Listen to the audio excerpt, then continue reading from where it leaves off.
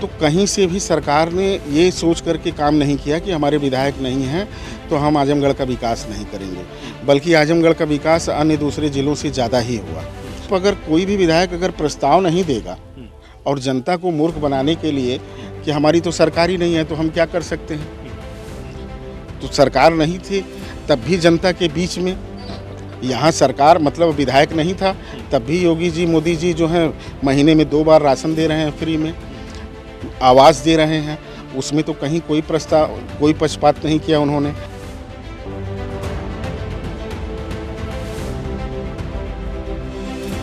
नमस्कार, CIB India news पर अग्नि परीक्षा देख रहे हैं आप। उत्तर प्रदेश में विधानसभा चुनाव हो रहे हैं और इस बार का मुकाबला जोरदार मुकाबला है। एक तरफ योगी सरकार दावा कर रही है कि हम सत्ता में आएंगे, तो दूसरी तरफ अखिलेश यादव दावा कर रहे हैं कि इस बार भाजपा को सत्ता में नहीं आने देंगे। जबरदस्त जोरदार आजमाइश हो रही है। कार्यकर्ता मैदान में डटे हैं, प्रत्याशी मैदान में डटे हैं। उनके भी भाग्य का फैसला 10 मार्च को हो जाएगा। हम आजमगढ़ जिले में हैं, गोपालपुर विधानसभा में, और यहाँ से भारतीय जनता पार्टी के प्रत्याशी सत्येंद्र राय जी हमारे साथ हैं बातचीत करने के लिए। इनसे बातचीत करेंगे। जनसंपर्क के दौरान इनसे मुलाकात हुई है और हम ये जानने की कोशिश करेंगे कि जनता का क्या रुझान है। सबसे पहले स्वागत है। धन्यवाद। आप लगातार जनसंपर्क कर रहे हैं, क्या रिस्पांस है, जनता का क्या रुझान है गोपालपुर विधानसभा में? हम लोग भारतीय जनता पार्टी के सारे कार्यकर्ता और नेता डोर टू डोर जो है जनता के बीच में जा कर के भारतीय जनता पार्टी की सरकार की उपलब्धियां, माननीय योगी जी की उपलब्धियां, माननीय मोदी जी की उपलब्धियां जनता के बीच में लेके जा रहे हैं। जनता स्वयं आगे बढ़ कर के और भारी समर्थन दे रही है और जनता जनार्दन का भारी आशीर्वाद मिल रहा है। और यही है, आप भी देख रहे होंगे, आप भी क्षेत्र में हैं कि किस तरह से जो है पूरी जनता जो है एक तरफा जो है भारतीय जनता पार्टी के पक्ष में है। इस बार जिस तरीके से भारतीय जनता पार्टी आजमगढ़ में दस्तक दे रही है, क्या शुभ संकेत हैं बीजेपी के लिए? यहाँ से कई विधानसभाओं में, गोपालपुर को तो आप ले ही लीजिए, और भी कई विधानसभाओं में भारतीय जनता पार्टी जो है जीत हासिल करने जा रही है। जीत हासिल करने जा रही है, तो क्या मुद्दे हैं जनता के बीच जा रहे हैं, उनसे क्या कह रहे हैं आप? जनता का रिस्पांस क्या है उस पर? भारतीय जनता पार्टी ने कभी किसी के साथ कोई भेदभाव वाली राजनीति नहीं किया है, न कभी जाति की राजनीति किया, न तो कभी धर्म की राजनीति किया। सबका साथ सबका विकास की जो बात जब भारतीय जनता पार्टी करती आई है, उसमें भारतीय जनता पार्टी सबका विश्वास जीतने में जो है सफल रही है। और आम जनमानस को यह विश्वास हो चला है कि भारतीय जनता पार्टी में ही गरीब, मजदूर, किसान, माताओं, बहनों की सुनवाई और उनकी रक्षा और उनके बारे में भारतीय जनता पार्टी ने जो काम किया है, और जितनी भी घोषणाएं भारतीय जनता पार्टी ने अपने मैनिफेस्टो में किया था, उनका शिलान्यास भी समयबद्ध तरीके से हुआ और उनका उद्घाटन भी हुआ। तो इससे जनता में काफ़ी उत्साह और जनता का भरोसा जो है भारतीय जनता पार्टी के प्रति जो है बढ़ता ही जा रहा है।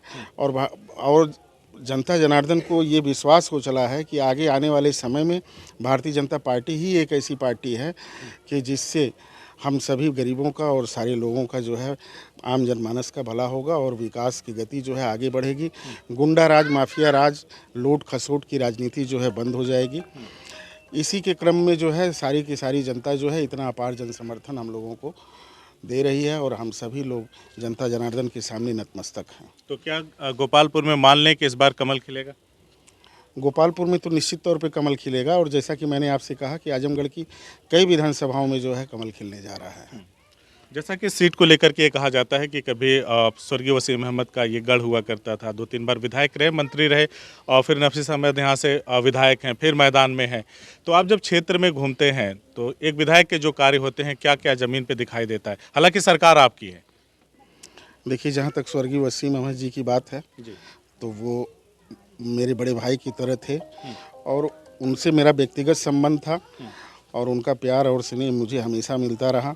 भले हम लोगों की विचारधारा अलग अलग थी, लेकिन जब भी वो मुलाकात होती थी तो वो हमें हमेशा प्रेरित करते थे और जनता के प्रति जवाबदेह कैसे हुआ जाता है और जनता के सुख दुख में कैसे शामिल हो जाता है, इस तरह की तमाम बातें उनसे सीखने को और समझने को भी मिली।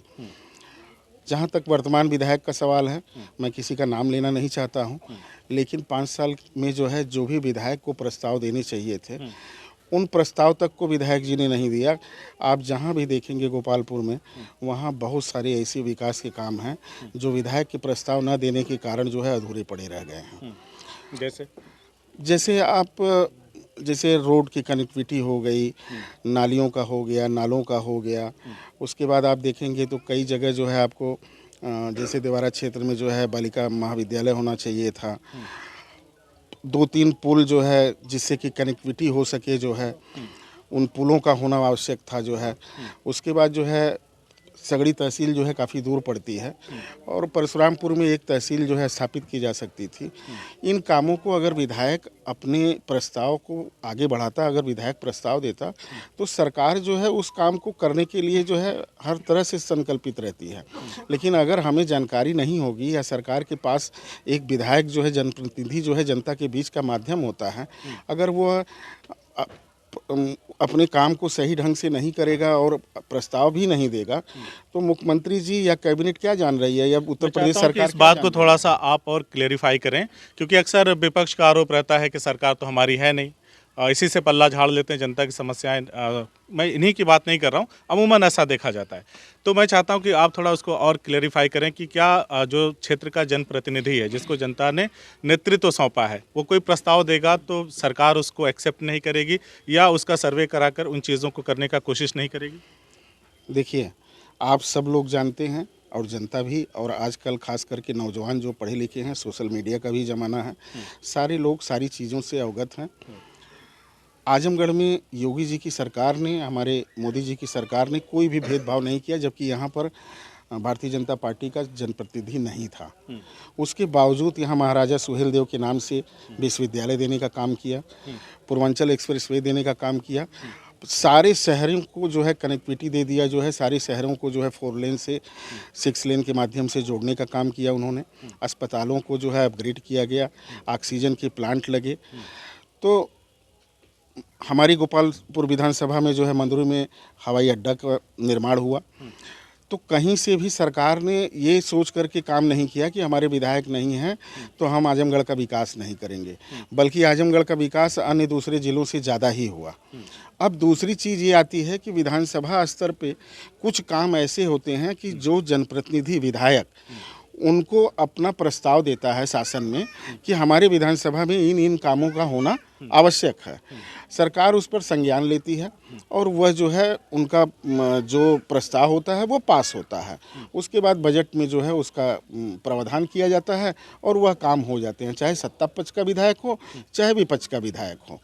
लेकिन आप अगर कोई भी विधायक अगर प्रस्ताव नहीं देगा और जनता को मूर्ख बनाने के लिए कि हमारी तो सरकार ही नहीं है तो हम क्या कर सकते हैं, तो सरकार नहीं थी तब भी जनता के बीच में, यहाँ सरकार मतलब विधायक नहीं था तब भी योगी जी मोदी जी जो है महीने में 2 बार राशन दे रहे हैं, फ्री में आवास दे रहे हैं, उसमें तो कहीं कोई प्रस्ताव कोई पक्षपात नहीं किया उन्होंने। किसान सम्मान निधि दे रहे हैं, चाहे छोटा काश्तकार हो चाहे बड़ा काश्तकार हो, उज्ज्वला योजना है। उसके बाद आप जो है सबसे बड़ा चीज़ है, जो तबीयत खराब होती थी लोग ऋण कर्जा ले करके अपना दवा इलाज कराते थे, आयुष्मान भारत कार्ड के माध्यम से 5 लाख का बीमा देने का काम किया। तो सरकार तो अपना काम सही से कर रही है, इसीलिए जनता का विश्वास सरकार के प्रति जो है पूरी तरह से बढ़ा हुआ है। इसीलिए जनता जो है पूरी तरह से ये समर्पित हो चुकी है और संकल्पित हो चुकी है कि भारतीय जनता पार्टी का ही विधायक यहाँ से चुना जाना चाहिए। एक चीज़ और हम समझना चाहते हैं, आपकी विधानसभा में घूम रहे थे, लोगों से मिल रहे थे, शहर की अपेक्षा ये पूरी तरह से रिमोट एरिया है, फ्लड एरिया है, बाढ़ के पानी में डूब जाता है। और जब ये सारी चीज़ें होती हैं, बाढ़ अपनी विभीषिका पे होती है, तो तमाम जहरीले जीव जंतु निकलते हैं पानी से, लोगों को डसते हैं, काटते हैं। और लोगों का कहना है कि यहाँ से शहर जाते वक्त मतलब 30 से 40 मिनट का कुछ टाइम होता है कि अगर आप नहीं पहुँचे तो वो विष ज़्यादा असर कर जाएगा, फिर देहांत हो जाता है, लोगों की मौत हो जाती है। सड़कें ख़राब होने की वजह से घंटों लग जाते हैं लोगों को पहुँचने में। तो आपकी निगाह इस पर भी है, अगर जनता ने मौका दिया तो इस पर कुछ काम होगा अस्पताल के लिए? ये तो एक विधायक अपनी निधि से इन कामों को कर सकता है। 10 बेड का अस्पताल है, उसको 50 बेड का करने में विधायक को जो है महीना भर का भी समय नहीं लगेगा, महीने भर में अपग्रेड हो जाएंगे। और शासन में भी अगर आप प्रस्ताव देते हैं तब भी वो उनका अपग्रेडन हो जाएगा और वो जो है उस तरह से बना दिए जाएंगे। आपको जो है दवा, इंजेक्शन, सुई, इन सब की व्यवस्था रखनी होती है, उपलब्धता रखनी होती है। तो इसके लिए थोड़ा सा आपको जो है जागरूक होना पड़ेगा और थोड़ा सा विधायक को इन चीज़ों का संज्ञान लेना पड़ेगा कि हमारी क्षेत्र की जनता किस तरह की परेशानियों से जूझती है। जब बाढ़ आती है, देखिए बाढ़ तो एक जो है आपदा है, वो हर साल आती है, लेकिन उस आपदा से हमको निपटने के लिए हमारे क्षेत्रवासियों को, हमारे जो जनता जनार्दन है उसके लिए हमें क्या तैयारी करना चाहिए। तो इसके लिए विधायक के पास पूरा पर्याप्त समय होता है। बरसात आने से पहले हम अस्पतालों का निरीक्षण कर लें, अस्पतालों में बेड की व्यवस्था है कि नहीं, जो सांप और बिच्छू काटने के जो इंजेक्शन है वो उपलब्ध हैं कि नहीं, कुत्ता काटने का इंजेक्शन जो है उपलब्ध है कि नहीं। ये तो बहुत सामान्य सी बात है, इसको तो थोड़े से प्रयास से किया जा सकता है। और दुर्भाग्य की बात यह है कि इतना काम भी नहीं किया गया। शीशा बंद करके गाड़ी का और सिर्फ जो है बस कुछ चंद 2, 4, 6 लोगों के यहाँ आना जाना, बस इसी में 5 साल मौज मस्ती में गुजर गया। जनता जो अगर जनता ने आपको मौका दिया तो शीशा नीचे रहेगा, क्या माने कि विधायक निधि में पारदर्शिता होगी, कहाँ कहाँ कितना खर्चा हुआ उसका अपडेट जनता के बीच होगा? देखिए, हम तो जनता के द्वार द्वार घूम रहे हैं, शीशे की तो बात ही नहीं है। और जहाँ तक इन बातों का, जब ये सारी चीज़ें हमारे संज्ञान में हैं तो निश्चित तौर पर इसको प्राथमिकता के आधार पर हर हाल में पहले इन व्यवस्था को दुरुस्त किया जाएगा, जिससे कि जनता को किसी भी कठिनाई का सामना न करना पड़े और उनकी जो भी समस्याएं हैं और जो विकास से संबंधित समस्याएं हैं, जो छात्र नौजवान से संबंधित समस्याएं हैं, उन सारी चीज़ों पर जो है फोकस किया जाएगा और कहीं से भी कोई भी समस्या नहीं आने दी जाएगी। चलिए, अगर जनता ने आपको मौका दिया, मेरा एक आखिरी सवाल है आपसे, जनता ने मौका दे दिया तो जैसे सरकार का तो अपना, जो सरकार रहेगी उसका अपना एक घोषणा पत्र होता है, उसके अनुसार वो काम करेगी, बड़े प्रोजेक्ट लगाना होगा तो सरकार ही कर सकती है। लेकिन एक विधायक के बड़े दायित्व होते हैं, बड़े अधिकार होते हैं। उन अधिकारों की अगर मैं बात करूं तो आपको कौन कौन सी ऐसी चीज़ें दिखाई देती हैं आपके व्यक्तिगत घोषणा पत्र की? अगर मैं बात करूं जो पार्टी का है उसके अलावा, क्योंकि आप क्षेत्र में भ्रमण कर रहे हैं, समस्याएं आपके सामने हैं, तो अगर मैं उसकी बात करूं तो सत्येंद्र राय जी को कौन कौन सी ऐसी समस्याएं दिखती हैं कि अगर जनता ने आशीर्वाद दे दिया तो उन्हें अपने घोषणा पत्र के माध्यम से पूरा करने की कोशिश करें? भारतीय जनता पार्टी का घोषणा पत्र आपने पढ़ा होगा, सारे लोगों को ये जानकारी हो चुकी है कि इस बार का जो घोषणा पत्र है उसमें कुछ बचने वाला, गांव गरीब के लिए कुछ चीज़ रही नहीं जाएगी कि जो पूरा ना हो। जहाँ तक मेरा सवाल है व्यक्तिगत, तो मैं जहाँ पुल की आवश्यकता है वहाँ पुल, जहाँ कनेक्टिविटी नहीं है उसको जो है दुरुस्त करना, जहाँ पे हमें डिग्री कॉलेज की आवश्यकता है वहाँ डिग्री कॉलेज बालिकाओं के लिए अलग से व्यवस्था करना, और तहसील, यह जो है प्रमुख चीज़ें हैं जिनसे जो है पूरी गोपालपुर को एक सुंदर और सुसज्जित तरीके से सजाया जा सकता है। और बाकी चीज़ें जो अस्पतालों का है उनकी व्यवस्था दुरुस्त करके, तो इस हिसाब से पहले तो जनता को जो सहूलियत और जो सुविधा है उससे पहले नवाजा जाए, फिर आगे आने वाली जो चीज़ें होंगी उसको हम लोग देख करके, तय करके, आगे के लिए विचार करके उस पर काम करेंगे। हमसे बातचीत करने के लिए बहुत बहुत शुक्रिया। धन्यवाद।